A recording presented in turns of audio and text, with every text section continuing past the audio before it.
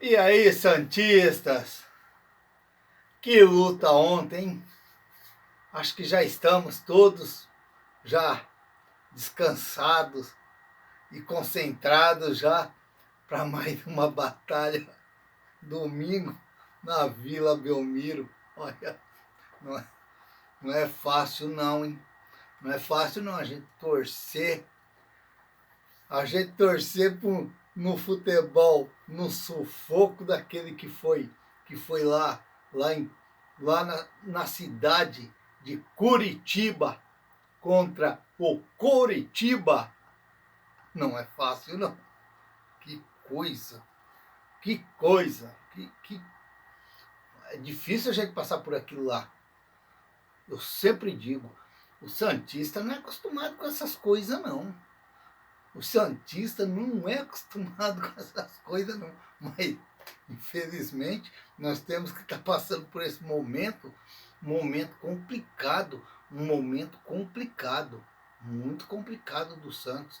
Às vezes, quando a gente imagina que o Santos vai, o Santos não vai. O Santos para, o Santos, não sei, dá uma segurada. E, e às vezes sei lá, parece que dorme em campo.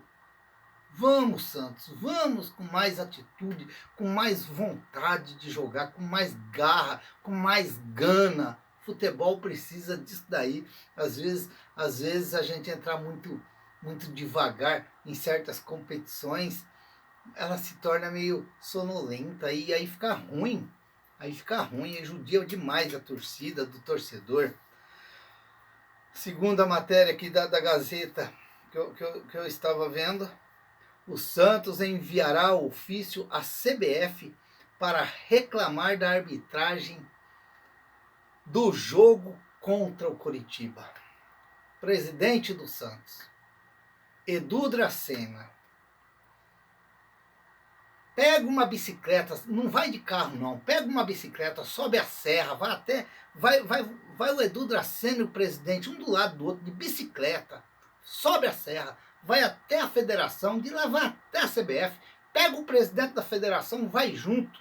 Se não tiver uma bicicleta para o presidente da federação, vai de triciclo mesmo, mas vai até a CBF reclamar não só desse jogo contra o Curitiba, mas dos últimos jogos do Santos, que inclui os dois contra o Coritiba. O Santos não pode estar esperando. O Santos não pode estar esperando cair alguma coisa de bom para o Santos, porque de ruim já tem muito.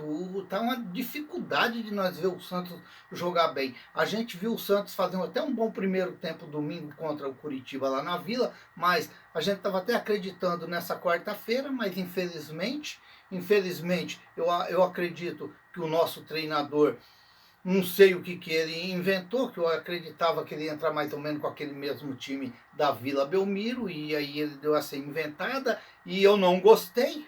Fazer o quê? Eu não gostei. É uma opinião minha, como acho que muitos também não gostou, mas já foi, o pior não aconteceu,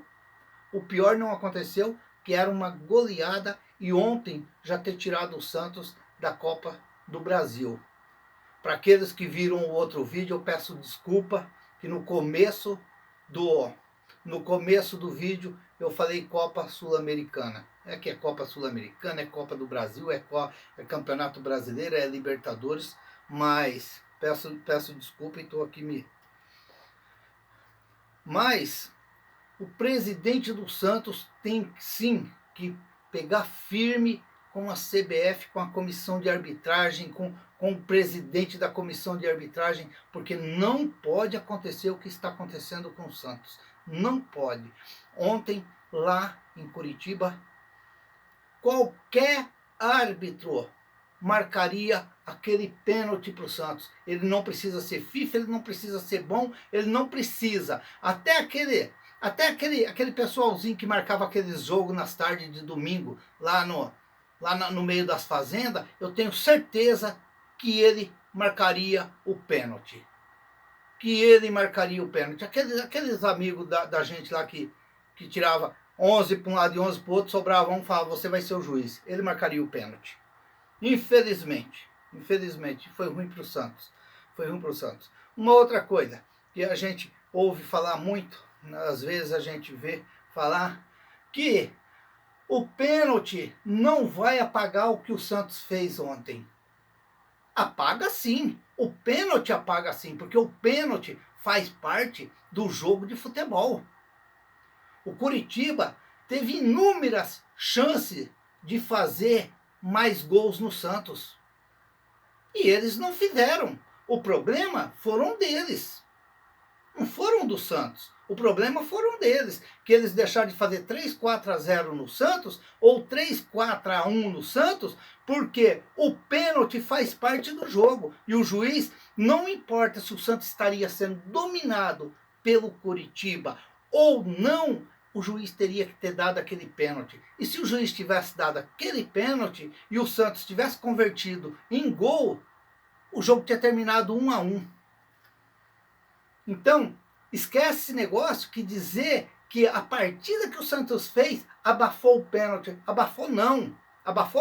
O árbitro não deu o pênalti para o Santos, prejudicou o Santos e hoje o Santos está em desvantagem para jogar o segundo jogo contra o Coritiba. Parabéns, CBF. Parabéns. Com tanto dinheiro, como se dizem, que a CBF tem, e a CBF numa parte tão importante da Copa do Brasil, não ter VAR nesses jogos. É ridículo para a CBF um negócio desse.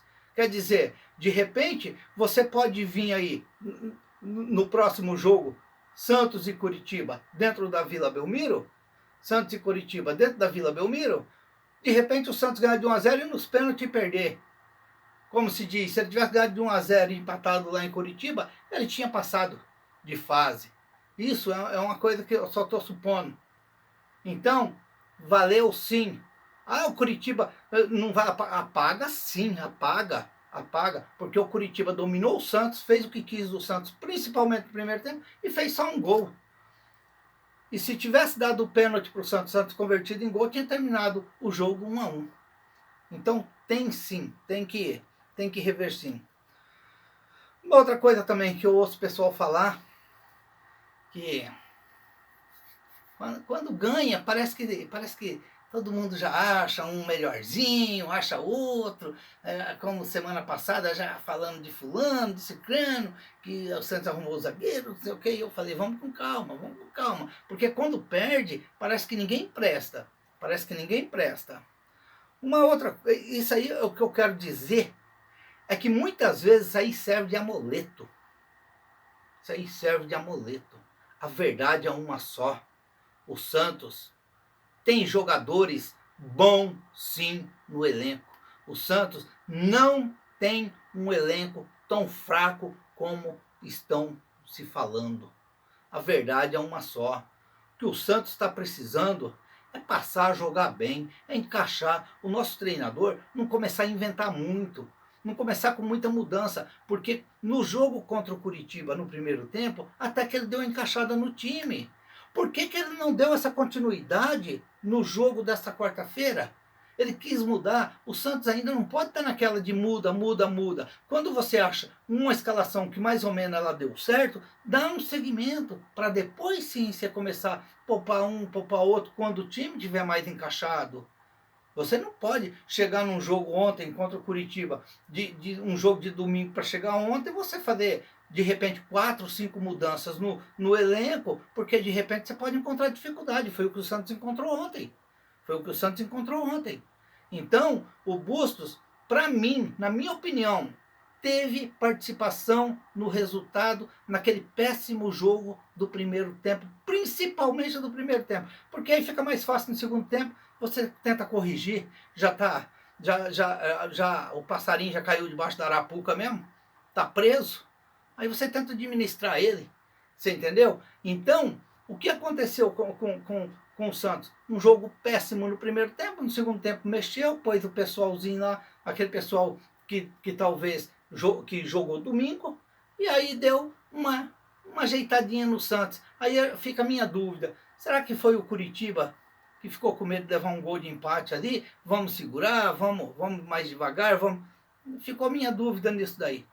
Mas é o meu modo de ver, é o meu modo de pensar, o meu modo de imaginar no futebol. Penso desse jeito. Acredito que o Santos não é esse time tão fraco. Esse negócio de